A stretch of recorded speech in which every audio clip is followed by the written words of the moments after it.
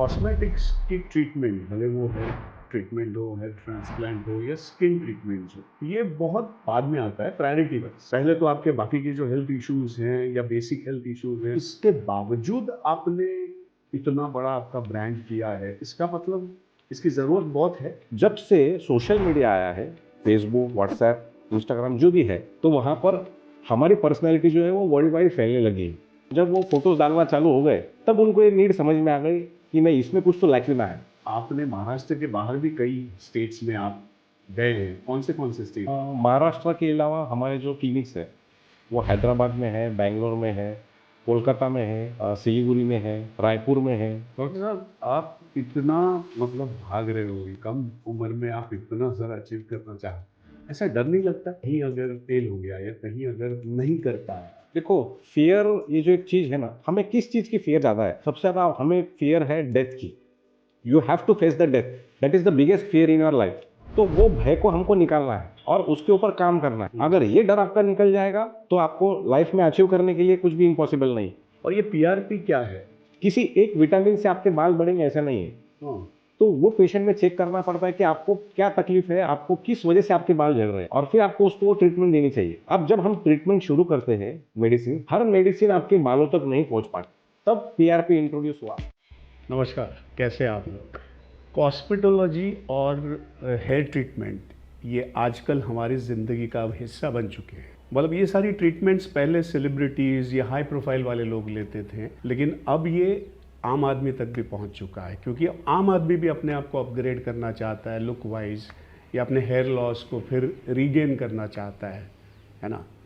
तो ऐसे बहुत सारे क्लिनिक्स और बहुत सारे साइंटिफिक तरीके अब मौजूद हैं। अब मुद्दा ये है कि इसमें थोड़ा रिस्क भी है, क्योंकि कई लोगों को फांसा उल्टा भी पड़ा है। ये वो ट्रीटमेंट लेने गए थे लेकिन कुछ गड़बड़ हो गई। तो अब रिस्क ये है कि सही क्लिनिक कौन सी, सही डॉक्टर कौन सा। तो आज के इस पॉडकास्ट में एक हमारे यंग डॉक्टर हैं नीलेश पुंद। इनके क्लिनिक का नाम है न्यू रूट्स। इसके सारे फ्रेंचाइजीज, इसके क्लिनिक्स महाराष्ट्र में तो है ही, लेकिन महाराष्ट्र के बाहर भी बहुत हैं। और इनकी अपनी लाइफ जर्नी भी बहुत इंस्पायरिंग है। पिछले 8-9 सालों ने इन्होंने ये ब्रांड खड़ा किया है। ये औरंगाबाद से आए, औरंगाबाद से बम्बई में आए हैं, और बम्बई से अब ये पूरे महाराष्ट्र में इनके क्लिनिक्स फैले हुए हैं। लेकिन ख़ास बात ये है कि ये बहुत एथिकली काम करते हैं, ये बहुत ईमानदारी से काम करते हैं। ये अपने पेशेंट्स को समझकर, उनको जानकर, उनकी प्रॉब्लम को डीप तरीके से जानकर और फिर उनको ट्रीटमेंट देते हैं जो अवेलेबल बेस्ट ट्रीटमेंट है। तो इनकी ईमानदारी की वजह से, या इनकी ये क्या कहते हैं, एथिकल वे ऑफ ट्रीटमेंट की वजह से आज एक बड़ा ब्रांड बन चुका है। और अब बहुत सारे सेलिब्रिटीज़ और हाई प्रोफाइल लोग भी इनके पेशेंट्स हैं और आम आदमी भी हैं। अब इस पॉडकास्ट से हम ये जान लेते हैं या अवेयरनेस लेते हैं कि इसके सही प्रॉब्लम्स क्या हैं, सही तरीके क्या हैं, सही सॉल्यूशंस क्या हैं। तो आइए मिलते हैं डॉक्टर नीलेश पुंद से और उनसे ये जान लेते हैं कि ये सही तरीके कौन से हैं, या अपनी जो लाइफ जर्नी है, एक क्या कहते हैं 8-9 साल में इन्होंने ये बड़ा ब्रांड कैसे बनाया, ये सब जान लेते हैं उनकी बातचीत से।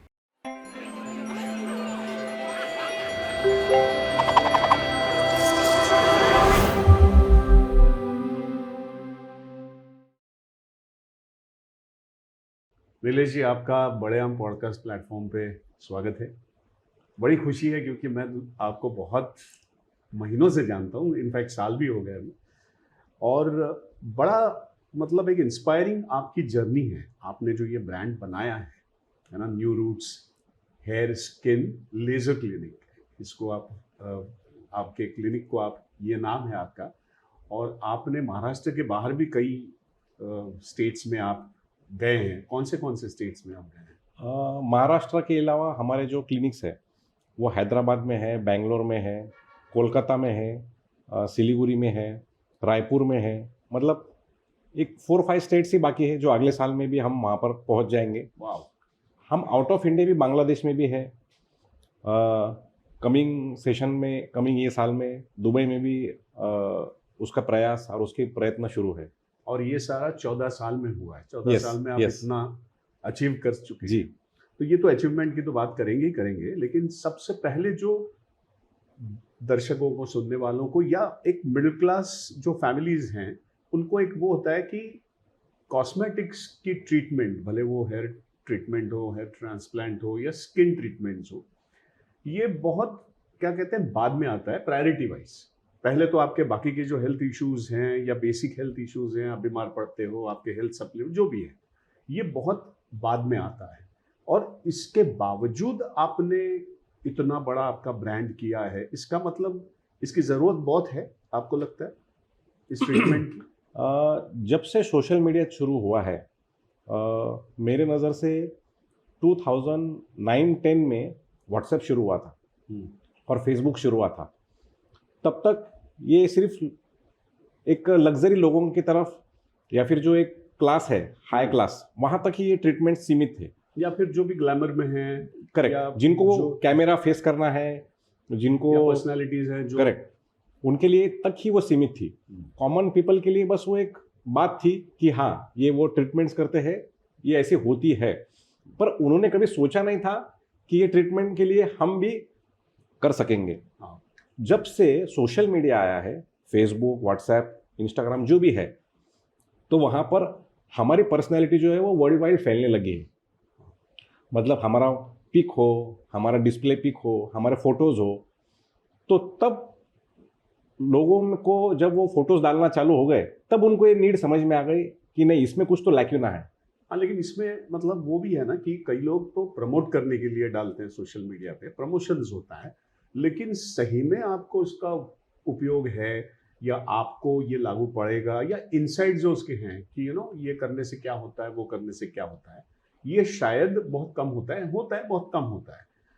लेकिन मेरे ख्याल से आप, मतलब जो भी मैं आपको जानता हूँ, जितने मेरे भी दोस्त हैं, हमारे एंटरटेनमेंट फील्ड के काफ़ी लोग हैं जिन्होंने आपसे ट्रीटमेंट कराया, वैसे वो मेरे पास आया और मैं भी आपके पास ट्रीटमेंट के लिए गया। लेकिन आप, मैंने देखा है, आप भले वो सेलिब्रिटी हो या कॉमन आदमी हो, आप उसको ट्रीट इक्वली करते हो। मतलब उसको जो क्या कहते हैं, बड़ी एम्पैथी के साथ उसको सारी इन्फॉर्मेशन देते हो, उसका पूरा जो स्टेट ऑफ वो है, वो भले आपके हेयर की डेंसिटी क्या है, आपका ये क्या है, आपके क्यों हेयर लॉस हो रहा है, मतलब सारे जो इन्फॉर्मेशन है वो बहुत सही तरीके से देते हो, है ना। ये बड़ा मतलब मुझे अच्छा लगा, उसकी वजह से शायद उसका ट्रस्ट बढ़ता है और उसका ये लगता है कि सही, क्योंकि वही है ना कि बाकी के जो हेल्थ, उसमें भले वो हार्ट सर्जन हो या डेंटिस्ट हो, आपको बहुत किसी से रिकमेंडेशन के आपको मिल जाता है, लेकिन इस एरिया में सही आदमी मिलना बहुत डिफिकल्ट होता है। तो इसलिए मतलब हम पॉडकास्ट भी कर रहे हैं, क्योंकि ये जो शुरुआत का जो ट्रस्ट है और ये ज़रूरत है, ये ज़रूरत अगर मतलब ये जो इलाज है वो पहले से अगर जल्दी करें तो उसके फायदे बहुत हैं, ये आप हमेशा कहते हो। करेक्ट। अभी क्या है कि पहले ये एक लग्जरी रिक्वायरमेंट थी, एसेंशियल नहीं था, अभी ये नीड बन चुकी है। नाउ अभी सबको अच्छा दिखना है, उसकी वजह से आपको कॉन्फिडेंस बिल्ड होता है, उसकी वजह से आपको एक जो फीलिंग ऑफ फेलियर रहता है उसमें से आप हट जाते हो। इसमें से बाल्डनेस में से कई लोगों को साइकेट्रिक ट्रीटमेंट भी लेनी पड़ती है, कई लोग डिप्रेशन में भी जाते हैं। So now no more it is a glamorous treatment, अब ये नीड बन चुकी है, ज़रूरत बन चुकी है कि मुझे अच्छा दिखना है। और सच भी है, आज इतने अच्छे ट्रीटमेंट्स हैं, आज इतना साइंस आगे बढ़ चुका है without side effects, without complications, कि वो उसका हक बनता है कि वो मैं अच्छा दिखूँ, पर्सनैलिटी वाइज मैं बिल्डअप मेरा अच्छा दिखे। जैसा हम एक्सरसाइज करते हैं, हम मसल को ट्रेन करते हैं, वैसे ही हमारा जो चेहरा है, हमारे जो बाल है, वो एक आकर्षण की एक प्रथम भूमिका निभाता है। जब हम पहली बार किसी से मिलते हैं तो वो एक आपके सामने वाले पे एक इम्पैक्ट और एक इंप्रेशन क्रिएट करता है, तो वो एक अभी एक नीड बन चुकी है। पहले ऐसा था कि ठीक है चलेगा, इट वाज एक्सेप्टेड, अभी आज ऑप्शन है तो लोग एक्सेप्ट कर रहे हैं और वो बहुत अच्छे तरीके से निभा भी रहे हैं। तो ये इनसाइट्स बहुत ज़रूरी है, क्योंकि वही होता है ना कि डर भी लगता है कि एक तो आप एक्सपेंस इतना खर्चा भी कर रहे हो, और दूसरी अगर ये नहीं हुआ या इसका गलत कुछ वो हुआ, साइड इफ़ेक्ट्स हो गए, तो क्या, ये डर भी होता है। तो हम उसी पे पहली बात करेंगे कि पहला आप जब पेशेंट आते हो तो कैसे उसको डील, उसको किस तरह का कॉन्फिडेंस और किस तरह के इंसाइट्स देते हो? जब हमने ट्रीटमेंट शुरू किया था नए नए, तब हमको ये प्रूव करना था कि आपको अच्छा रिजल्ट मिलेगा। तब लोग थोड़ा सा साइड इफेक्ट्स कॉम्प्लिकेशंस के बारे में नहीं पूछते थे, क्योंकि उनको पता नहीं था कि क्या है अवेलेबल मार्केट में और इसके क्या दुष्परिणाम है। पर जैसा जैसा ट्रीटमेंट्स बढ़ते गए, क्योंकि जब शुरू हुआ था 2010, 11 में, 8 में, तब ये सब नए ट्रीटमेंट्स थे, इंट्रोड्यूस हुआ था तभी। करेक्ट। तो लोगों को इसके बारे में पता नहीं था। हाँ। हम जैसा कोई खरीदते हैं सब्जी, हम जैसा कोई स्पा लेते हैं, वैसा ही वो था कि कहीं भी करा लो अच्छा होगा। बट 2-3 साल में ये मालूम हुआ कि नहीं, कि लोगों में कंफ्यूजन पैदा हुआ कि ये ट्रीटमेंट में प्रॉब्लम है, टेक्निक में प्रॉब्लम है, कि आप जिससे ट्रीटमेंट ले रहे हो उसमें प्रॉब्लम है। पर धीरे धीरे ट्रीटमेंट्स भी इंप्रूव होते गए, साइंस भी इंप्रूव होते गया, धीरे धीरे डॉक्टर्स भी इंप्रूव होते गए, क्लिनिक्स भी इंप्रूव होते गए, और धीरे धीरे साइड इफेक्ट्स कॉम्प्लिकेशंस भी कुछ सामने आने लगे। फिर लोगों ने अच्छा ब्रांड, अच्छा क्लिनिक, अच्छा डॉक्टर, अच्छी टेक्निक चॉइस करना शुरू कर दिया, और लोगों में वो एक अवेयरनेस क्रिएट हुआ कि नहीं, अभी ये चीज़ें हैं तो ये ऐसा केयरफुली करना है। फिर उसके बाद में धीरे धीरे ट्रस्ट गेन होना चालू हो गया। तो सब लोग जो है अभी अच्छा ट्रीटमेंट देने की कोशिश करते हैं। अभी पेशेंट को सिर्फ रिजल्ट नहीं चाहिए, उनको एक सेफ्टी चाहिए। सेफ्टी स्टैंडर्ड्स इतना ज़रूरी है कि आप without safety standards you can't go आगे। तो आपने जो पूछा सवाल, हम उसमें स्कैनिंग करते पेशेंट का कि उसकी रिक्वायरमेंट क्या है। कभी कभी अनरियलिस्टिक रिजल्ट्स की डिमांड करते patient. So we should be हम इतना ईमानदार चाहिए पेशेंट के प्रति कि हम रियलिस्टिक आपको ही रिजल्ट दे पाएंगे, और फिर उसको चूज करने देना है। काफ़ी बार टारगेट्स अचीव करने के लिए इतने पेशेंट्स करने, इतने पैसे कमाने, उसमें वो पेशेंट ट्रैप में फंस जाते हैं। वो बचाने के लिए you should be very much generous and you should be very much empathy एक होनी करेक्ट, चाहिए कि आपको यही रिजल्ट मिलेगा, इसके आगे आपको नहीं मिलेगा, इतने दिन तक ही रिजल्ट बनेगा, आपको इस छुट्टियों में से जाना पड़ेगा, आपको इस पाथ में से गुजरना पड़ेगा। हम जो इजी बताते हैं, नहीं, ऐसा नहीं है। आपको रियल ट्रूथ पेशेंट के सामने रखना चाहिए, फिर वो हम उसको डिसाइड करने देते हैं कि उसने ये फॉलो कर सकेगा। मेडिसिन बाद में है, बाद में रेजिमन है, बाद में भी खर्चे है, बाद में भी मेंटेनेंस रहता है। देखो, जो भी ब्यूटी ट्रीटमेंट्स है are not permanent, are not long lasting. सब एस्थेटिक जो ट्रीटमेंट्स है वो कुछ सालों के लिए ही आपके लिमिटेड आपके बॉडी में रहते हैं। तो ये भी पेशेंट को समझना चाहिए कि this is only the maintenance, कि आप एजिंग की तरफ नहीं बढ़ रहे हैं और आप इसको रोक रहे हैं। तो आपको एक बार आ गए तो आपको रेगुलर ये ट्रीटमेंट्स लेना पड़ना चाहिए। कुछ ट्रीटमेंट्स है कि एक बार करो हो जाएगा, पर मैक्सिमम ट्रीटमेंट्स ऐसे है कि you should have been follow up और टच में चाहिए आप। तो हम ये असेस करते हैं कि ये ले पाएंगे या नहीं ले पाएंगे, ये बहुत अच्छे से इसको संभाल पाएंगे या नहीं पाएंगे। सिर्फ ट्रीटमेंट करके हमारा हो गया, आपने पैसे खर्च कर दिए हो गया, ऐसा नहीं होने वाला।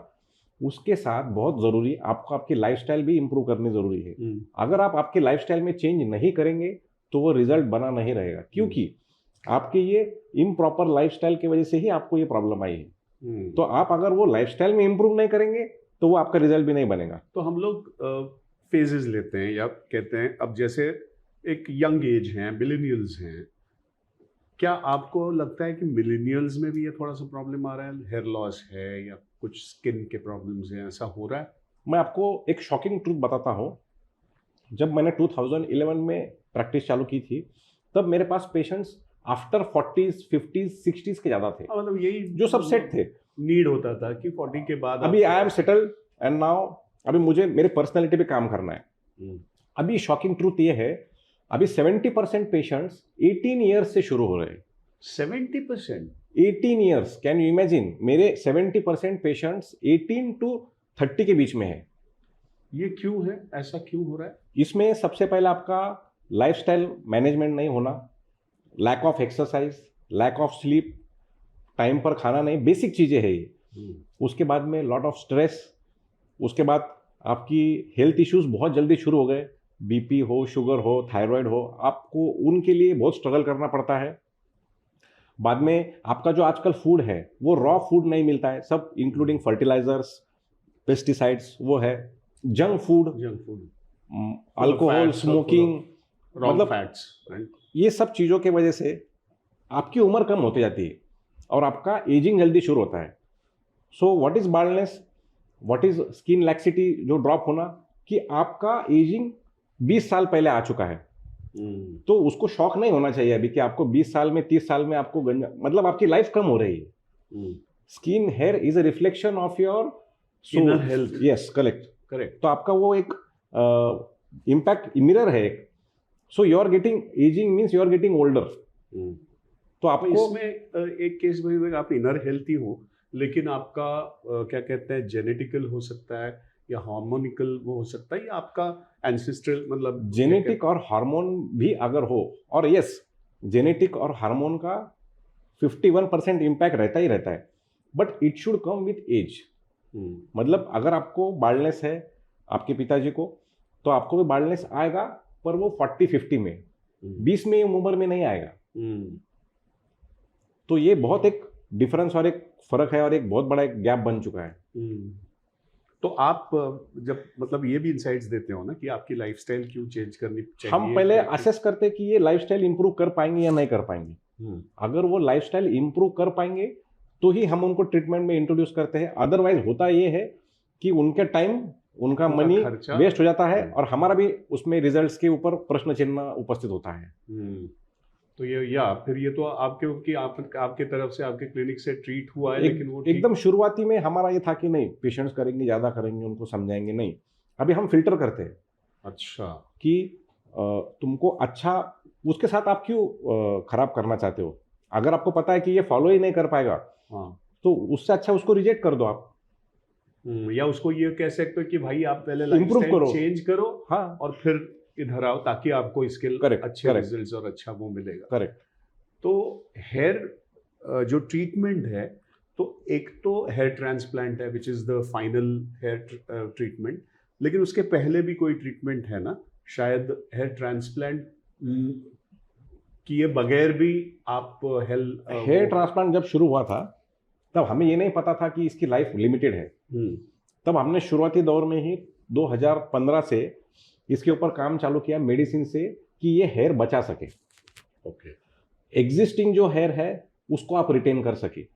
एक बात क्लियर है कि न्यू ग्रोथ विदाउट रूट्स नहीं हो सकती, पर हमने इसके ऊपर अभी काम करना चालू कर दिया है कि जो एज ग्रुप है 18 to 30, हम उनको ये मोटिवेट करते हैं कि आप डिले करो आपका बाल्डनेस, आपका लाइफस्टाइल इंप्रूव करो और ये मेडिसिन लो, और वो मेडिसिन आप कंटिन्यू रखो। हेयर केयर, लाइफस्टाइल इंप्रूवमेंट आप करो ताकि आपका हेयर ट्रांसप्लांट डिले हो सके। क्योंकि एक बार आपका ट्रांसप्लांट हुआ तो दोबारा बहुत रेयर होता है कि वो बहुत अच्छे से हो, तो क्योंकि आपके पास डोनर एरिया लिमिटेड रहता है, बाद में नहीं हो पाता है। तो आपको ये ख्याल रखना है। डोनर एरिया कौन सा होता है?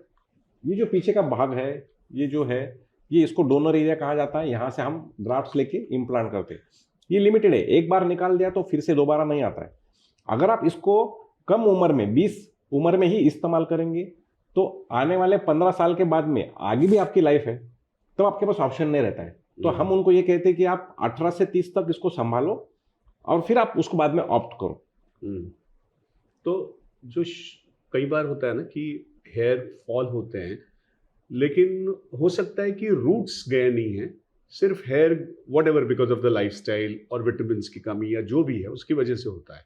तो जब तक रूट्स है तब तक आप थोड़े से सेफ हो। करेक्ट है ना? और उसको संभाल सकते हैं और आप बाल्डनेस आपका डिले कर सकते हो विथ मेडिसिन। पीआरपी ट्रीटमेंट्स है, जीएफसी ट्रीटमेंट्स है, डर्मा रोलर है। आज मार्केट में इतनी अच्छी ट्रीटमेंट उपलब्ध है कि आप उसको डिले कर सकते हैं, बाल्डनेस को, आप बाल्डनेस को रोक सकते हैं। प्रॉब्लम यह है कि समाज में बहुत सारा अधूरा नॉलेज है। लोग यूट्यूब पर देखते, इंस्टाग्राम पर देखते, फेसबुक पर देखते, मेडिसिन की ये साइड इफेक्ट्स है। तो कोशिश यही है कि हम इस मेडिसिन का ये प्रॉब्लम्स है, उसके वजह से या फिर वो ओवर द काउंटर मेडिसिन खरीदते हैं और वो फिर क्लिनिक तक ही नहीं पहुंच पाते। जब तक क्लिनिक पहुंच पाए तब तक आप बहुत आगे निकल चुके रहते हैं, तब आपके पास हेयर ट्रांसप्लांट के अलावा ऑप्शन नहीं रहता है। पर आज हेयर फॉल के ऊपर और हेयर लॉस के ऊपर बहुत अच्छे ट्रीटमेंट्स उपलब्ध है। विदाउट हेयर ट्रांसप्लांट भी आप उनको बहुत अच्छे से ट्रीट कर सकते हो। तो ट्रांसप्लांट में कौन कौन से टेक्निक्स हैं? मतलब जैसे आपने कहा कि जब शुरू हुआ और अब तक तो बहुत सारा चेंज हो गया है, बहुत सारे अपग्रेडेशंस हुए हैं, तो कौन सा टेक्निक बहुत इफेक्टिव है, या आदमी जिस तरह का पेशेंट है उस तरह की टेक्निक्स आप निर्णय लेते हैं और यूज करते हो कि किस तरह के होते हैं? पहले जो ट्रीटमेंट्स थे डिफिकल्ट थे, इन्वेजिव थे, जिसमें स्किन कट करनी पड़ती थी, उसमें से आपको ग्राफ्ट स्लीवर कट कट कर करके इम्प्लांट करना पड़ता था, जिसमें काफ़ी समय लगता था पेशेंट को रिकवर होने के लिए, उसके बैक टू वर्क लगने के लिए। अभी इतने अच्छी मशीन्स और टेक्नोलॉजी आई है कि आपको वो कट करने की ज़रूरत नहीं है। आप ग्राफ्ट्स आराम से निकाल सकते हो, क्लीन, नीट, विदाउट डैमेजिंग। आप उसको देख सकते हो, आपके पास चॉइस है कि कौन सा ग्राफ्ट लेना है, आपके पास में आज चॉइस है। आप अगर लूप्स यूज़ करके सर्जरी करेंगे तो उसमें आपको ये एक ऑप्शन है कि 2 हेयर का यूज़ करना है, 3 हेयर का यूज़ करना है, 4 हेयर का यूज़ करना है। ये एक बेसिक टेक्निक है, उसको FUE कहा जाता है। उसमें आज इम्पोर्टेड सब बहुत अच्छे छोटे छोटे माइक्रो सर्जिकल उसमें इंस्ट्रूमेंट्स आ चुके हैं, बहुत फाइन, जिसमें आपके ग्राफ्ट कट नहीं होते जो पुराने ज़माने में होते थे। सेकंड, जो आपको एंगल, डायरेक्शन, डेप्थ देना है, जो छोटे छोटे इंसिजन्स आपको लेना है, उसमें भी आपको बहुत अच्छे ऑप्शंस आज blades through, needles through options है। आपको कितना एरिया कवर करना है, कितने नज़दीक लगाना है, आपके पास वो ऑप्शन है। बार बार आपको करने की ज़रूरत नहीं। और इम्प्लांटेशन के लिए जब ग्राफ्ट लगाते हैं तब उसमें और मोडालिटीज़ आ गए हैं। तब आप चॉइस कर सकते हैं कि मुझे ये चूज़ करना है, ये चूज़ करना है। फिर हम पेशेंट के हेयर की क्वालिटी के हिसाब से, कितना बड़ा है, कितने ग्राफ्ट्स लगने वाला है, फिर से करना पड़ेगा या नहीं करना पड़ेगा, उसके एज के हिसाब से हम उनको डिसाइड करके, प्लान करके एजुकेट करते हैं कि ये टेक्निक लगाने के लिए आपको इम्पोर्टेंट है और ये इसका फ़ायदा आप ले सकते हैं। ओके। और कई बार ऐसा होता है कि जैसा हमारे पहली भी बात में हुई, ये मुद्दा निकला कि अगर आप गलत कहीं पहुंचते हो, क्लिनिक जाते हो, गलत ट्रीटमेंट लेते हो तो आपका वो इफेक्टिव नहीं होता है और फिर दूसरी बार करना पड़ता है। तो ये जो गलत चीज़ें क्या होती है बेसिकली? जैसा आपने कहा कि वो तो ठीक है, आप सोशल मीडिया पे आपने देख लिया या ओवर द काउंटर्स ये हुआ, बट कई बार होता है क्लिनिक में भी वो सही नहीं होता है। तो क्लिनिक में ऐसी कौन सी मतलब वो होती है जो सही तरीके से ट्रीटमेंट नहीं होता है? सबसे पहले तो जब पेशेंट चूज करते हैं क्लिनिक्स, तब आज इतना मटेरियल अवेलेबल है कि आपको देखना है कि वहाँ पर कितने पेशेंट्स होते हैं हाँ और वो पेशेंट्स के रिजल्ट्स कैसे हैं। हाँ। आपको उनसे जाके बातचीत करनी चाहिए, मिलना चाहिए कि आपका एक्सपीरियंस क्या था, क्या नहीं था। फिर बाद में आपको चेकअप करना चाहिए कि आपका ग्रेड कौन सा है, आपको क्या टेक्निक्स अवेलेबल है। बहुत से लोग, बहुत से नहीं, 99% ऑफ लोग, मैं तो कहूँगा 99.99% सब स्कीम्स में और ऑफर्स में अटक जाते हैं और फंस जाते हैं। 30,000 में पैकेज, 50,000 में अनलिमिटेड ग्राफ्ट्स, 1 लाख में कंप्लीट पैकेज। आप वो पॉइंट्स ऑफ नज़र से देखते हैं और आप वहाँ पर अटक जाते हैं। आप ये नहीं देखते कि टीम करने वाली कौन सी है, उन्होंने कितने ट्रांसप्लांट कर चुके हैं और उनके रिजल्ट कैसे। आजकल इतने अच्छे अच्छे प्लेटफॉर्म्स है, गूगल रिव्यूज़ है, टेस्टिमोनियल्स है। आप पेशेंट से जाओ, आपके फ्रेंड्स देखो कि जिनका कहाँ पर बहुत अच्छा हुआ है। आपका एक वो ट्रस्ट आना चाहिए। जब आपको लगेगा यस कि यहाँ पर अच्छा काम होता है तो आप वहाँ पर करना चाहिए। आपका मनी जो है वो सेकेंडरी रहना चाहिए, बजट। मैं ऐसा नहीं कहूँगा कि सब महंगे क्लिनिक्स ही बहुत अच्छे हैं। आपको अफोर्डेबल भी हो सकता है, अच्छे अफोर्डेबल भी क्लिनिक्स है कि जहाँ पर आपको बहुत अच्छे रिजल्ट्स मिलेंगे। महंगे क्लिनिक में ही अच्छा रिजल्ट मिलेगा ऐसा कोई ज़रूरी बात नहीं। फिर उनके बाद में कुछ फॉलोअप्स रहते हैं, पेशेंट्स फॉलोअप ट्रीटमेंट नहीं लेते। एक बार हो गया, वो क्लिनिक से कोई रिश्ता नहीं, उनको लगता है अभी मैंने पैसे दे दिए, मेरी ट्रीटमेंट हो गया, आई एम फ्री नाउ। वैसा नहीं है। आपको फॉलोअप्स रखने, रेगुलर चेकअप्स रखने, 3 महीने में, 6 महीने में, 1 साल में, 2 साल में, 3 साल में। मेंटेनेंस आपको समझ के लेना है कि क्या है, क्योंकि ये परमानेंट नहीं है। और फिर आपको समझ में आएगा कि yes I have gone through a good path, और फिर आप उनको सजेस्ट कर पाएंगे कि नहीं ये क्लिनिक अच्छा है, आप यहाँ पर जाओ। तो इसका मतलब जब दोबारा आते हैं ट्रीटमेंट के लिए, पहली बार कहीं फंसा हुआ है और जब दोबारा आपके पास आते हैं तो ये सारे इंसाइट्स आप देते हो। मेजर प्रॉब्लम यही रहता है कि मैंने वहाँ पर ऑफर के करीब अट्रैक्ट हुआ और मैंने वो कर लिया। हाँ, ये main problem. Yes, this is the major impact. Oh, और ये पीआरपी क्या है? पीआरपी टेक्निकली तुम पीआरपी कहते हैं, लेकिन इसके क्या फायदे हैं और टेक्निकली होता क्या है? देखो, हेयर के लिए काफ़ी मेडिसिन आज उपलब्ध है, जिसमें कि मेजर रोल मल्टीविटामिन्स और हार्मोन्स का है। अच्छा। हेयर एक ऐसा ऑर्गन है, इट इज़ अ ऑर्गन, मैं उसको ऑर्गन कहूँगा। जैसा किडनी है, हार्ट एक जैसा इंडिविजुअल ऑर्गन है, वैसा एक हेयर एक सिंगल ऑर्गन है। अच्छा। उस ऑर्गन को काफ़ी मल्टीविटामिन्स, मल्टी मिनरल्स, काफ़ी उसको नरिशमेंट, कार्बोहाइड्रेट, प्रोटीन सब लगता है। किसी एक विटामिन से आपके बाल बढ़ेंगे ऐसा नहीं है। हाँ। तो वो पेशेंट में चेक करना पड़ता है कि आपको क्या तकलीफ है, आपको किस वजह से आपके बाल झड़ रहे हैं, और फिर आपको उसको ट्रीटमेंट देनी चाहिए। अब जब हम ट्रीटमेंट शुरू करते हैं मेडिसिन, हर मेडिसिन आपके बालों तक नहीं पहुंच पाती। अच्छा। तो तब पीआरपी इंट्रोड्यूस हुआ। पीआरपी मतलब प्लेटलेट रिच प्लाज्मा, जिसमें आपका ब्लड लेते हैं, उसमें से सीरम प्लाज्मा सेपरेट करते हैं, उसमें से प्लेटलेट्स कॉन्सेंट्रेशन बढ़ाते हैं एक जगह पे और वो डायरेक्टली इंजेक्ट करते हैं।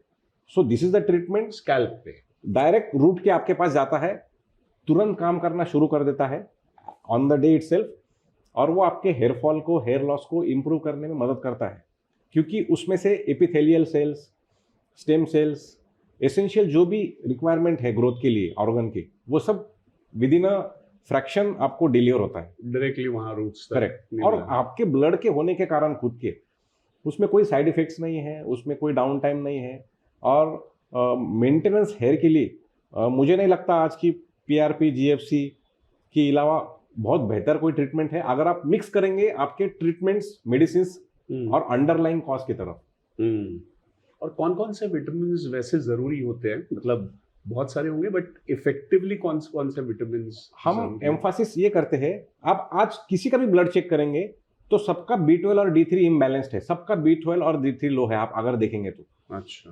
तो हमारा B12 और D3, आप किसी का भी ब्लड चेक कर लो, आपको वो अंडर वैल्यू ही मिलेगा।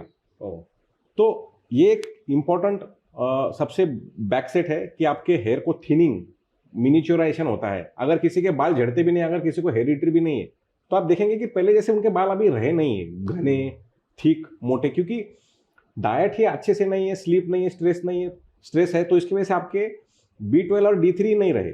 B12, D3 नहीं रहे, these are the essential vitamin कि बाकी के विटामिन को आप इन्वॉल्व कर सके, मिनरल्स को इन्वॉल्व कर सके। ये नहीं होने के कारण आपके हेयर में नहीं, आपके पूरे बॉडी में इंपैक्ट हो जाता है।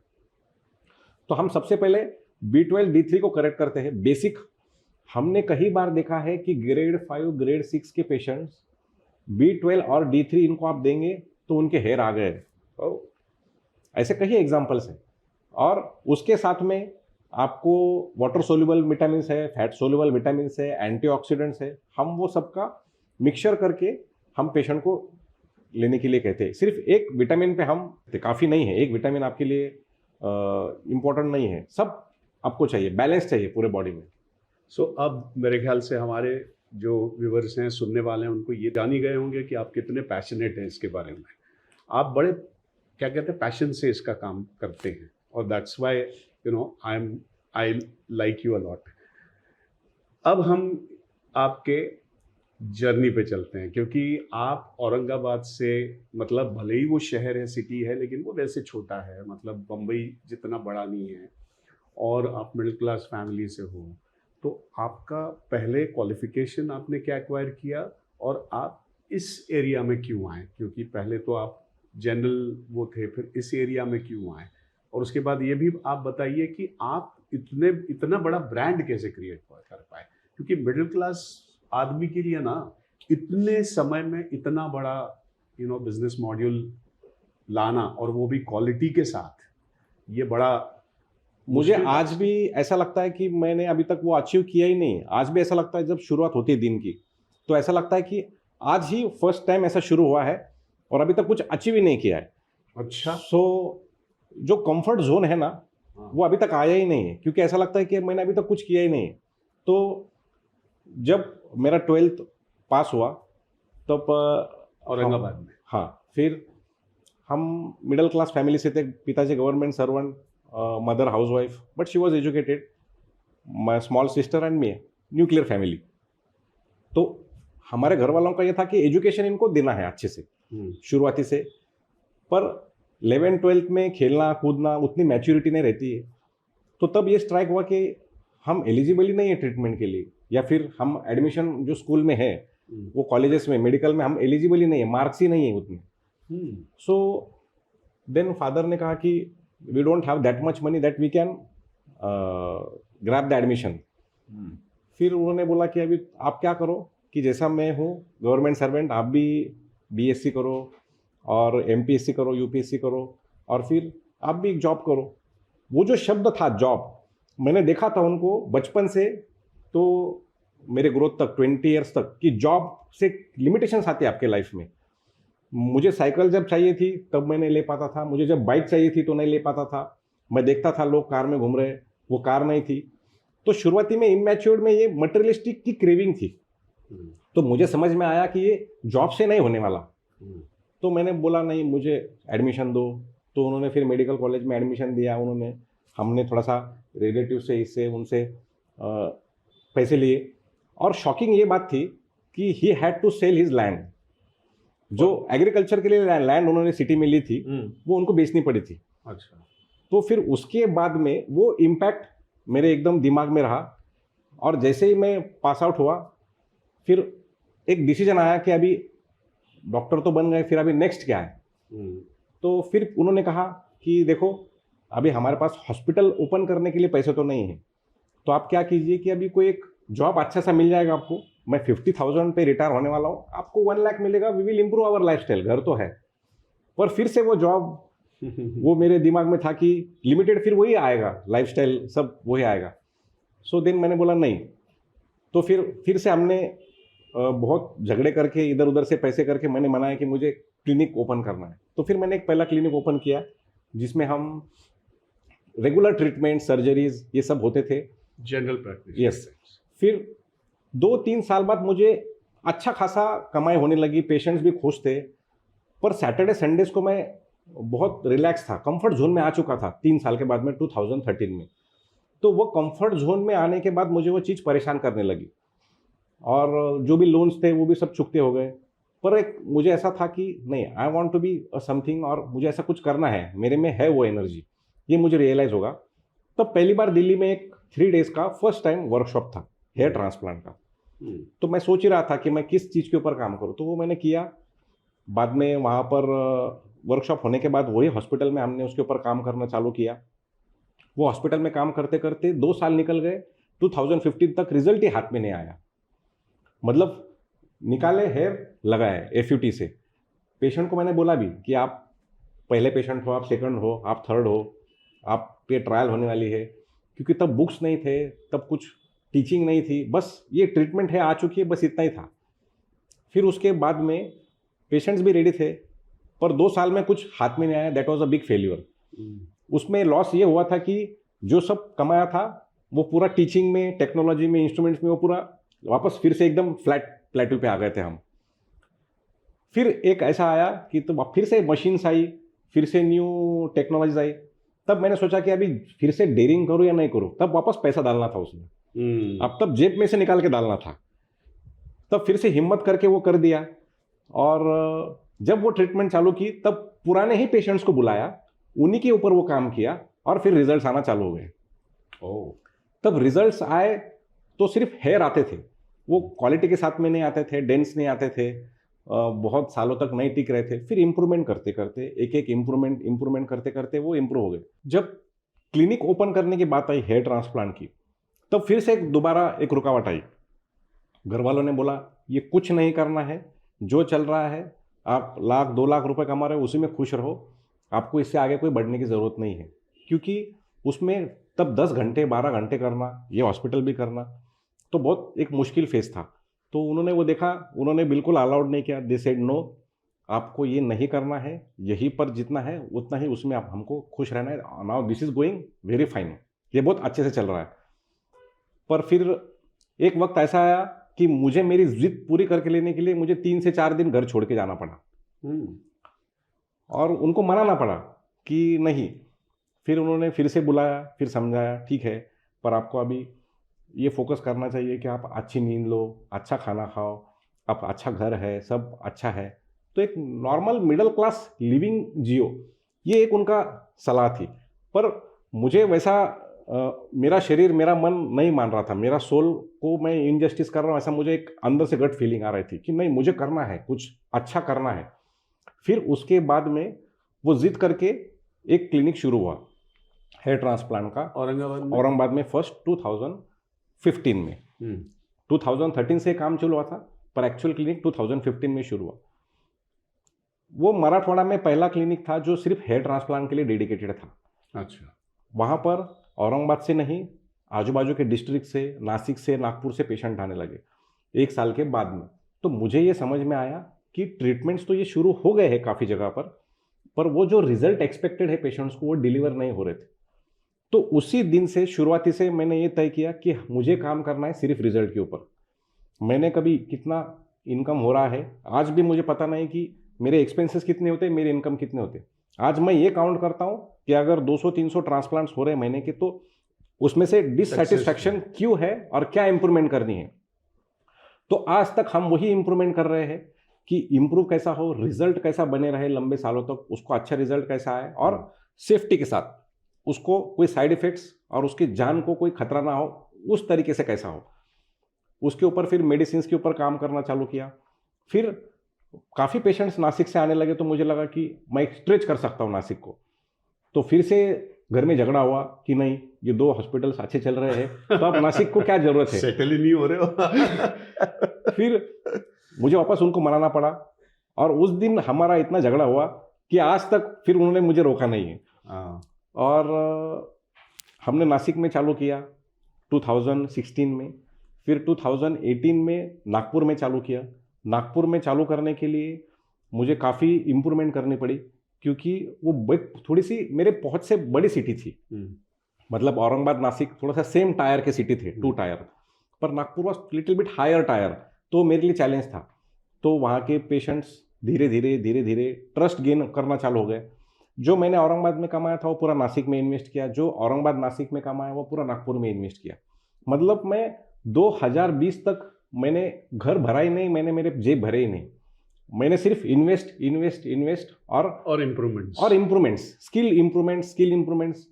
फिर 2018 में मेरे पास में नागपुर में 1 साल के बाद MP, जबलपुर, पूरा विदर्भ, वहाँ से पेशेंट्स आने लगे और तब थोड़ा सा एक नाम होना चालू हुआ।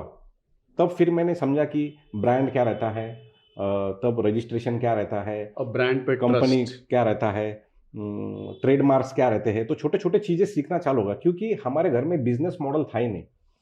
आज तक ना हमारे घर में कोई डॉक्टर, ना कोई बिजनेसमैन। तो मैं पहला था कि जो ये सब चीज़ें कर रहा था, तो मेरे लिए भी ये डे बाय डे लर्निंग थी। कमर्शियल्स हैंडल करना, मार्केटिंग, बाद में फाइनेंशियल्स हैंडल करना। एक वक्त ऐसा था कि जब औरंगाबाद, नासिक, नागपुर था, तब तक मेरे पास ड्राइवर नहीं था। तब मुझे ही सब चीज़ें करनी पड़ती थी। ट्रेनिंग मुझे ही करना पड़ता था, स्टाफ को मुझे ही ट्रेन करना पड़ता था। मुझे रिसेप्शन कैसा चाहिए, रिसेप्शनिस्ट कैसे चाहिए, हाउसकीपिंग कैसा चाहिए, मेरे पास जो साथ में काम करने वाले डॉक्टर्स उनको कैसा ट्रेन करना है। बाद में उनके साथ में, क्योंकि जब हम 3 क्लिनिक्स जब हो गए तब डॉक्टर्स की भी दूसरी इन्वॉल्वमेंट हो गई। बाद में दूसरे जो असिस्टेंट स्टाफ्स रहते हैं उनकी इन्वॉल्वमेंट हो गई, उनका सबका ट्रेनिंग। फिर मेरे लिए एक इतना बिजी शेड्यूल हो गया कि 2 दिन इधर, 2 दिन उधर, 2 दिन इधर, और फिर पूरा रोटेशन। बाद में मुझे समझ में आया कि अभी हमने तो चालू किया है, पर इसमें अभी बहुत कड़ी मेहनत है। जितना सोचा था इजी होगा, लाइफ इजी होगी, वो इजी नहीं होने वाली थी, वो मेरे लिए बहुत हार्ड होने वाली थी। तब से मुझे आदत लगी कि Monday Tuesday Aurangabad, Wednesday Thursday Nashik, Friday Saturday Nagpur. इस बीच में मुझे ट्रैवलिंग में सिर्फ रात का वक्त मिलता था। तो मेरा सोना मतलब कार था, मेरा बेडरूम 5 साल के लिए कार थी। तो आज भी मैं जब कार में बैठता हूँ तो मुझे 2 मिनट में नींद आ जाती है। बेड पे जितनी जल्दी नींद नहीं आती, क्योंकि मैंने 3 साल से 5 साल वो सिर्फ कार में ही रात गुजारी है। तब रोड्स भी इतने अच्छे नहीं थे। और फिर बाद में धीरे धीरे जैसा ऐसा इम्प्रूव होते गए, वैसे वैसे मेरे पास स्टाफ बढ़ते गए। तो मैंने फोकस किया कि स्टाफ ट्रेनिंग के ऊपर, इंटेलेक्चुअल्स जो टीम है, डॉक्टर्स की टीम है, उनको रेडी करने में। फिर जैसे जैसे मेरे रेडी होते गए तब मुझे समझ में आया कि हमारे रिजल्ट को मांग है, डिमांड है, आप कहीं पर भी जाके बैठो।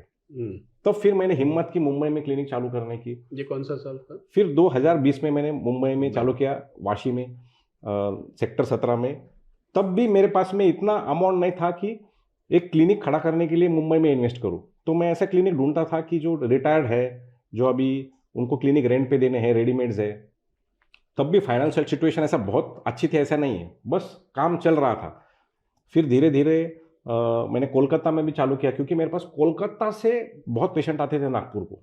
ओह, बंगाली अच्छा। जो कम्युनिटी थी वो पूरा एमपी, यूपी, बिहार, तो मुझे ये बहुत नीड हुआ कि कोलकाता, पर मैंने सोचा कि कोलकाता इतना दूर कैसा करना है, क्या है। तब फ्लाइट्स थी, इतनी महंगी थी तब, फ्लाइट्स इतनी इजी नहीं था मेरे लिए वो चीज़ एक्सेप्ट करना। कार तो मेरे लिए इजी था। फिर वो भी एक चैलेंज एक्सेप्ट किया, फिर वहाँ पर भी शुरू किया, तो वहाँ पर भी बहुत अच्छे से काम हो रहा है। उसके बाद में एक बहुत बड़ा इम्पैक्ट हुआ है ये पूरे बिजनेस मॉडल पे, कि कोविड आ गया 2022 में। तब तक मैंने सब इन्वेस्टमेंट करके रख चुका था। तब तक 6 क्लिनिक्स थे, कोलकाता, मुंबई, औरंगाबाद, नासिक, नागपुर। और अभी ये सवाल था कि अभी सब इन्वेस्टमेंट हम कर चुके हैं, सब स्टाफ मेरे पास में बहुत ज़्यादा था। तभी मेरे पास में अराउंड 60-70 का स्टाफ था, उनकी सैलरी थी, रेंट थे। ये सब अभी स्टॉप हो गया था अचानक से। मुझे लगा कि ये कोविड 8-10 दिन, 15 दिन मैं रिलैक्स करने लगा, पर बाद में ये समझ में आया कि ये बहुत लंबे साल तक चलने वाला है। तो थोड़ा सा ये समझ में आया कि करना क्या है अभी। हैंडफुल अमाउंट तो था कि मैं साल चला सकूं, कि जिसमें स्टाफ की सैलरी दूं, रेंट दूं। तो मैंने स्टाफ को कहा, आप कोई चिंता मत करो, आप आराम रहो, आप आराम करो, सैलरी आपको मिलती रहेगी। मैंने हाफ सैलरी भी नहीं दी, 75% भी नहीं दी, 100% सबको सैलरी दी मुझे, क्योंकि मुझे पता था कभी ना कभी ये सब फिर से शुरू होगा। पर ये कितने साल तक खींचेगा ये मुझे नहीं पता था। तो 1 साल के तक फिर खींचा हमने। 1 साल के बाद में नॉर्मलाइज चीज़ें नहीं थी, ये ब्यूटी ट्रीटमेंट्स में थी। Salon, hair transplants, beauty treatments, इनके लिए अलाउड नहीं था। जो मेन एसेंशियल जो आपके हॉस्पिटल्स थे उनको लिए ही चालू था। तो तब मैंने मन बनाया कि अभी क्लिनिक्स तो नहीं शुरू हो सकते, पर जो भी रिक्वायर्ड पेशेंट्स है, जो भी डिमांड्स आती है, उनको हम ट्रीटमेंट दे पाएँ। तो फिर हम सेफ्टी स्टैंडर्ड्स पे, फिर मैंने क्लिनिक का एनवायरनमेंट चेंज करने में, वो जो भी कोविड के प्रोटोकॉल्स थे वो फॉलो करके हमने थोड़ा थोड़ा काम करना चालू कर दिया, ट्रैवल करके। पर वो 2 साल आगे के वो ऐसा था कि सिर्फ रेंट और सैलरी निकलती थी, और मेरे लिए वो काफ़ी था। उस 2 साल में सस्टेन करना। हाँ, उस 2 साल में भी मैं कंफर्ट जोन में नहीं गया। मैंने मेडिसिन के ऊपर काम करना चालू किया, क्योंकि फार्मास्यूटिकल्स कंपनीज चालू थी। तो मैंने ये फाइंड आउट करना चालू किया कि ये 5 सालों में मुझे कौन सी मेडिसिन चाहिए थी कि जो हेयर के लिए काम करे। तो फिर मैंने और एक कंपनी चालू की, I16 रेमेडीज नाम के ब्रांड से, जिसमें आपके हेयर के लिए रिक्वायर्ड जो मेडिसिन है वो हमने खुद बनाना चालू कर दिया। ओह, अच्छा।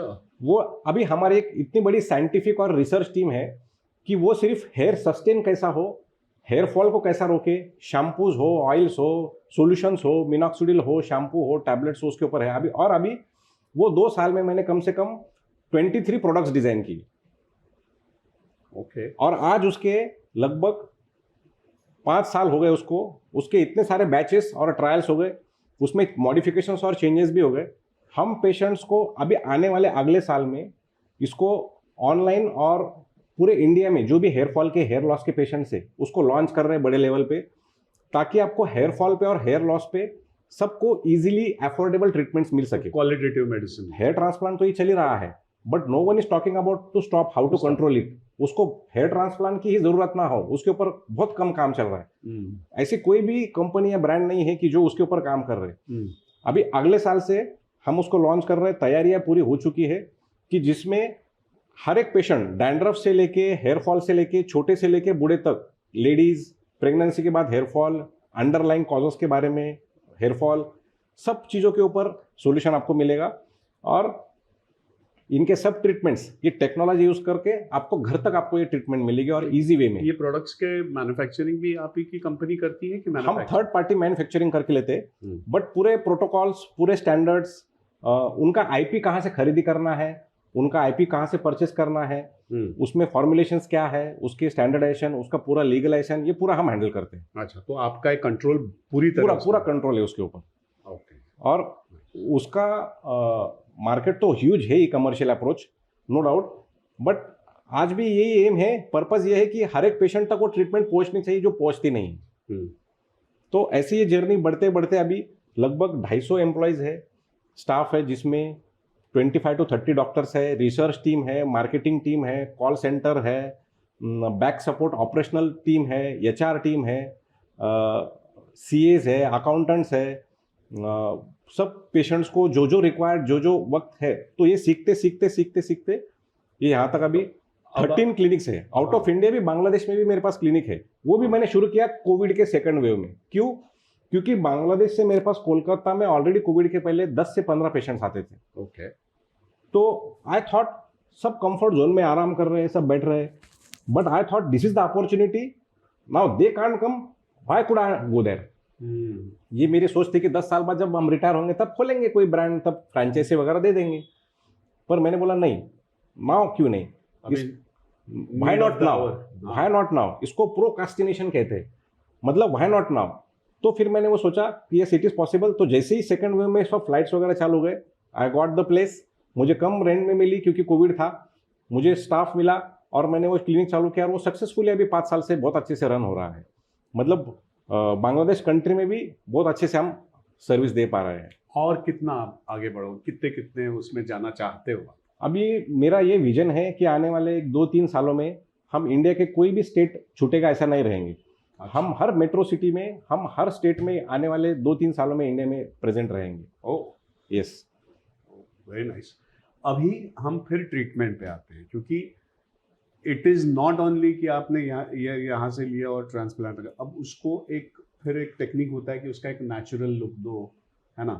तो वो आप करते, तो ये जो एस्थेटिक्स आपने कहाँ से सीखा और ये कैसे आप इम्प्लाई करते हैं? जब तक आप ट्रायल करेंगे नहीं, जब तक आपके हाथों से ये जाएगा नहीं, तब तक आपको समझ में नहीं आएगा। मेरा मेजर डेवलपमेंट हुआ कॉन्फ्रेंसेस से। अच्छा। ऐसी मेरी एक भी कॉन्फ्रेंस नहीं छूटती थी कि जिसको मैं अटेंड नहीं करता था। I use to attend all conferences. आज भी कोई भी देश में निकल जाता हूँ, कोई भी स्टेट में निकल जाता हूँ, जहाँ से जो मिले वो वहाँ से मैं उनसे बात करता हूँ। जो सीनियर्स है उनसे मैं बात करता हूँ कि ये अप्लाई करो, ये करेंगे तो ये होगा, वो करेंगे तो वो होगा। और आप एक्सेप्ट करो कि यस यू कांट गिव 100%। कोई पेशेंट पे आप अगर 100% नहीं दे पाते और वो बोलता है कि मैं सेटिस्फाइड नहीं हूँ, so take it a chance और उसके ऊपर आप फिर से वो ट्रायल करके, वो कुछ अलग टेक्निक करके वो खुद को एजुकेट भी करो और उसको भी सेटिस्फाई करो। तो हम हर एक पेशेंट को सेटिस्फाइड रखने के शायद ये नज़रिए की वजह से इतने हम लेवल पे आ गए कि we don't have very less chances of failure. तो ज्ञान लेना और अप्लाई करना ये आपका इट इज प्रोसेस, ये तो शुरू ही रहेगा, ये शुरू ही रहेगा। अगर हम रीडेवलपमेंट नहीं करेंगे, आज मैं खुद को अपडेटेड नहीं रखूंगा, तो मैं कल पेशेंट को जो चाहिए वो नहीं दे पाऊंगा। क्योंकि न्यू टेक्निक्स आ गई है, न्यू रोज, हर दिन, हर महीने, हर साल न्यू टेक्निक आती है और उसको आप एक्सेप्ट करके तुरंत अप्लाई करना जरूरी है। अगर आप उसको एक्सेप्ट करके अप्लाई नहीं करेंगे तो फिर आप रेस से पीछे जाकर आप उसको 100% जो पेशेंट को चाहिए वो नहीं दे पाएंगे। तब पहले हेयर ट्रांसप्लांट्स में ये डिफरेंस था कि 1 महीने के लिए पेशेंट को घर में बैठना पड़ता था, बहुत सारे एंटीबायोटिक्स खाने पड़ते थे, पेन किलर्स खाने पड़ते थे। पर अभी इस लेवल तक सर्जरी पहुंचाई है कि 7 दिन के अंदर उसको हम घर से उसके रूटीन वर्क पे ला सकते हैं। मेडिसिन का कम इन्वॉल्वमेंट हो गया, पेन किलर्स की ज़रूरत नहीं रही, डिस्कम्फर्ट नहीं रहा। जितना पेशेंट के लिए हेल्पफुल हो उतना वो हमने एक एक चीज़ इम्प्लाई करना चालू कर दी। बाद में पेशेंट को हेयर कट करना नहीं रहता है, 3-3 महीने तक पूरे बाल नहीं बढ़ते, तो वो बालों में भी करना है। तो उसकी टेक्नोलॉजी क्या है, इम्प्लांटेशन कुछ अलग से कर सकते हैं क्या, कुछ अलग से स्टाफ को ट्रेन कर सकते हैं क्या, कुछ अलग से मेथड है क्या कि जिससे पेशेंट का डिस्कम्फर्ट और फटक से काम करने के लिए तैयारी हो। तो ये सब चीज़ें जब तक आप सीखेंगे नहीं, अप्लाई करेंगे नहीं, तब तक आपके पास पेशेंट रुकेगा नहीं। आपके पास तो अभी तो बहुत सारे सेलिब्रिटीज, पर्सनालिटीज, पॉलिटिशियंस, ऐसे सारे लोग भी आ रहे हैं और आपका इस बारे में वर्ड ऑफ माउथ भी काफ़ी अच्छा जा चुका है। तो कैसे पहले सेलिब्रिटीज के साथ, क्योंकि सेलिब्रिटी एक रिस्क लेना बहुत it becomes a very difficult thing कि यार, क्योंकि उसको तो लोगों के सामने आना है। तो ऐसा कैसे हुआ कि कोई एक सेलिब्रिटी आपके पास, या कि चलो मैं I put my treatment on stake और आप अभी थोड़ा सा हम अच्छा खासा कर रहे थे, तो जब एक आपके पास में एक आता है ना मोमेंट और अपॉर्चुनिटी, तो मैंने नहीं सोचा था कि ये अपॉर्चुनिटी मेरे पास आएगी या फिर बहुत लेट आएगी। जब वो अपॉर्चुनिटी आई आज से 3 साल पहले, it was not very easy for me. जब मेरे पहले पेशेंट आए कि जो एक पिक्चर में मूवी में रोल करते थे, बड़ा रोल नहीं, but he was in movies, तो उनका ऑलरेडी एक ट्रांसप्लांट हो चुका था। और जब वो किसी मेरे पेशेंट फ्रेंड की तरफ से वो जब आए, तब मुझे उनको नहीं खोना था। I wanted to do his treatment, पर प्रॉब्लम ये था कि उनके पास डोनर एरिया नहीं बचा था। अच्छा। वो ऑलरेडी ग्रेड 7 में लैंड अप हो गए थे, और मेरे पास बस थोड़ा सा बियर्ड का ऑप्शन था और थोड़ा सा डोनर एरिया का ऑप्शन था, ऑलरेडी वो यूटिलाइज हो चुका था। फिर तब मैंने ये थोड़ा सा तैयारी की कि मैंने उनको एक होप दिया, और मैंने बोला कि उनके पिक्चर्स वगैरह देख के, एग्जामिनेशन देख के उनको बोला कि गिव मी 1 वीक टाइम, क्योंकि अगर उनका रिजल्ट अच्छा नहीं आता है तो मेरे जो अच्छे काम है वो भी बंद करने का मुझे एक बहुत बड़ा डर था, फियर था। तो उसके ऊपर ओवरकम किया मैंने। 1 वीक के बाद में उनको कॉल किया, उनको बुलाया, फिर उनको कहा कि sir let's do it and let's work on it. तो हमने फिर से वो ऐसा काम किया कि एक भी ग्राफ डैमेज ना हो, और आपके पास ऐसा इंस्ट्रूमेंट्स हो कि जिससे मैं बहुत अच्छे से बियर्ड ले सकूँ। तो उनका मैंने बहुत अच्छे से बियर्ड लिया, आज वो पहचान में भी नहीं आता है, और थोड़ा सा यूज़ किया, और इतना माइंड ब्लोइंग उनको रिजल्ट आया। फिर एक देख के बाकी के लोगों को ये समझ में मैसेज आया कि नहीं, this is a very good result, and ये एक चैलेंजिंग काम था। उन्होंने भी खोल के, दिल खोल के सबके सामने, कैमरा के सामने बताया कि देखो ये मैं था और ये हूँ, और ये मेरी चैलेंजिंग केस थी, और अब ये रिजल्ट है।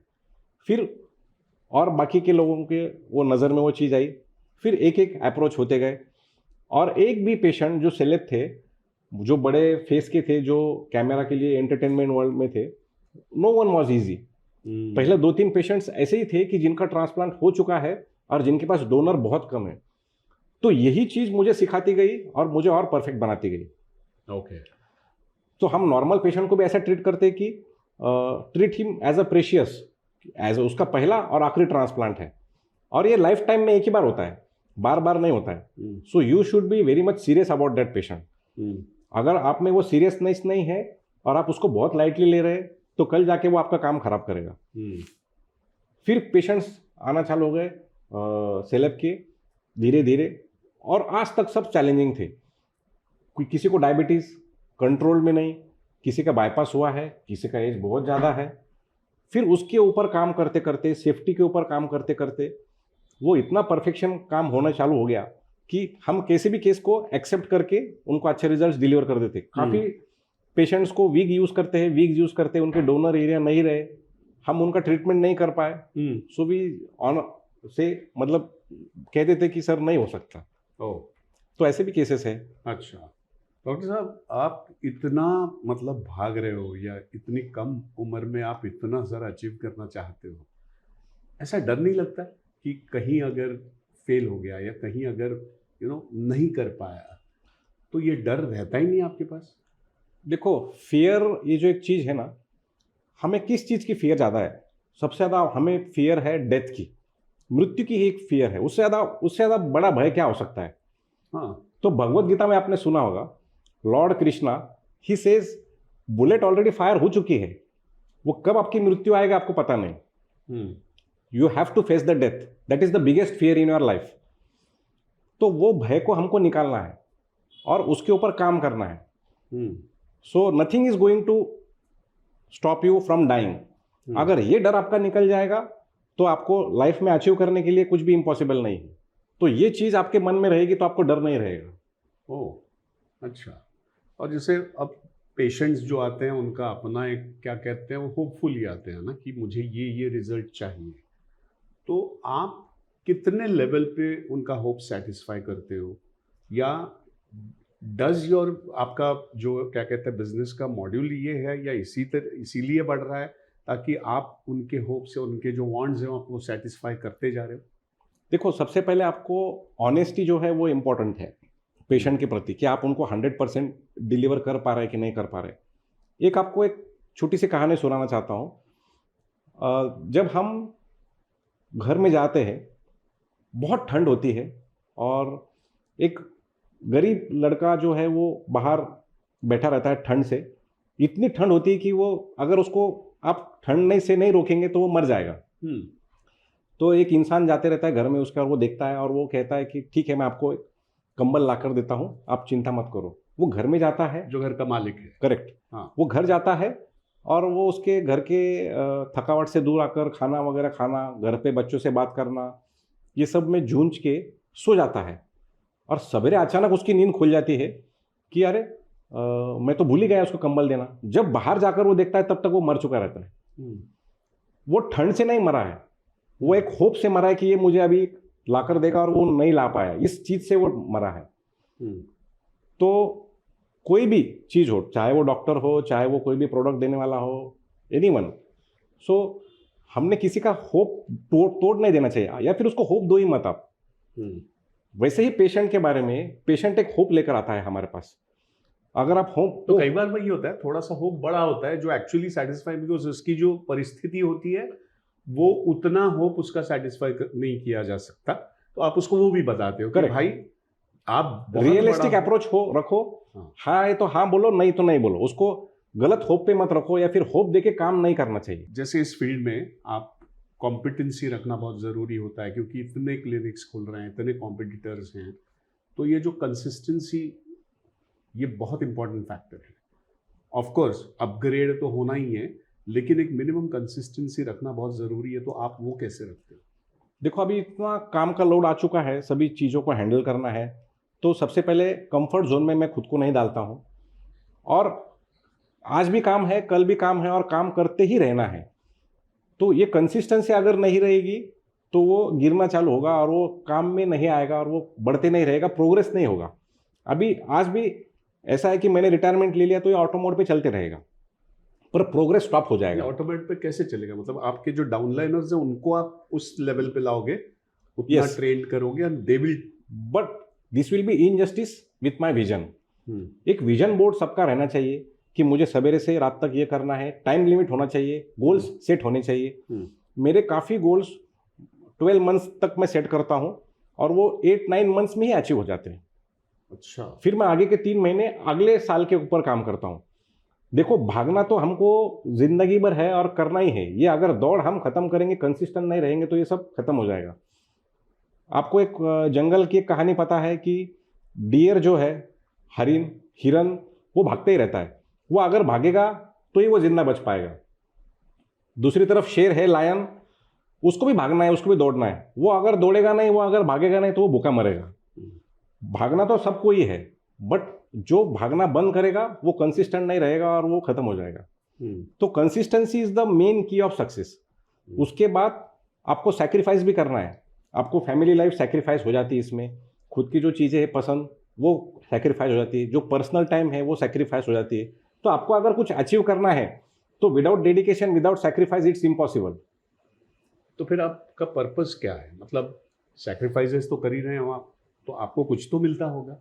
तो वो क्या है जो आपको मिलता है जिससे आपको बड़ी खुशी होती है? क्या? शुरुआती में जब पैसे आने लगे, तो कपड़े आने लगे, गाड़ी आने लगी, तो उस फेज में से मैं तुरंत निकल गया, और मैंने मेरा एटीट्यूड ग्रैटिट्यूड की तरफ रखा है।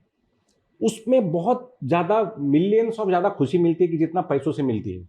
पैसों का हैप्पीनेस जो है वो शॉर्ट टाइम रहता है। लग्जरी लाइफ का एक शॉर्ट टर्म आपको एक कॉन्फिडेंस मिलता है, या फिर हैप्पीनेस मिलता है। पर जब आपके पास ग्रैटिट्यूड का एटीट्यूड रहेगा ना, तो उसकी खुशी बहुत बहुत कंट्रोल के बाहर से है, और वो उसकी कोई लिमिट नहीं है, और आप वो फिर से करते जाते हो। तो वो क्या ग्रैटिट्यूड रहना चाहिए? God has given us something, this universe has given us towards me. तो मेरा ये प्रति होना चाहिए कि मैं नेशन की तरफ आगे बढ़ूँ। हम सरकार को नाम रखेंगे, हम उसको नाम रखेंगे, हमको ये फैसिलिटी नहीं है, हमको वो नहीं है। आप बड़े बड़े देश देखेंगे तो वो एक इंसान ने देश बनाया है, पीपल, कंट्री के लोगों ने वो देश बनाया है। तो मेरा ये कर्तव्य बनता है कि मैं देश के प्रति कुछ करूँ, मैं नेशन को बिल्ड करने के लिए। तो वो ग्रैटिट्यूड मैं कर रहा हूँ। तो वो हैप्पीनेस जो है वो मुझे नहीं रोक पाता है, और मैं वो नेशन के प्रति जो भी हेल्थ हजार्ड्स है, हेयर के लिए, स्किन के लिए जो भी लैक्यूनाज है, मैं उनको पूरा फुलफिल करके जो हैप्पीनेस मिलेगी मुझे, दैट विल बी अनकम्पेरेबल। ये तो बहुत बड़ा एम्पावरमेंट होगा। थैंक यू डॉक्टर, क्योंकि इसीलिए तो मैं कहता हूँ ना कि आप मेरे ख्याल से बड़े पॉपुलर हो, और आप क्या कहते हैं कि आपका, एज आई सेड ना, कि it's a very good human attitude that आपका है, कि आप ट्रीटमेंट तो देते ही देते हो जो मतलब ऊपरी ट्रीटमेंट होता है जो आप ऊपर से कैसे दिखो, लेकिन आप अंदर से भी हेल्दी कैसे रहो, क्योंकि फाइनली वो रिफ्लेक्ट होता है और फाइनली वही आपको लॉन्ग लास्टिंग इफेक्ट देता है। तो ये भी आप जो इंसाइट्स देते हो, इसीलिए तो आप मेरे ख्याल से अलग हो, यूनिक हो, और इसीलिए लोग आपको बहुत चाहते हैं। And thank you very much Yes, sir. On बड़े आम पॉडकास्ट, और इतने सारा आपने शेयर किया है। I am so honored and obliged to give this opportunity. No, ये बहुत ज़रूरी था, क्योंकि सही इंसाइट्स और सही अप्रोच कैसे हो इस सारे मामले में, ये हमको देना था। वो मेरे ख्याल से you are the person who have given us that. Yes, sir. Thank you very much. Yes, sir. Thank you doctor. तो हमने तो कोशिश की है कि बहुत सारे मुद्दे इस पॉडकास्ट में कवर हों, लेकिन और भी अगर कोई शंकाएं हैं या प्रश्न हैं तो आप हमारे कमेंट में लिख दीजिए, कमेंट पे पूछिए, हम उसका जवाब आपको देंगे। जितना हो सके आपके शंका का समाधान हम करेंगे, और हमारे डिस्क्रिप्शन में उनके डिटेल्स भी रहेंगे, डॉक्टर नीलेश पुन और उनके क्लिनिक के, तो आप उनसे डायरेक्टली भी कनेक्ट कर सकते हैं। धन्यवाद।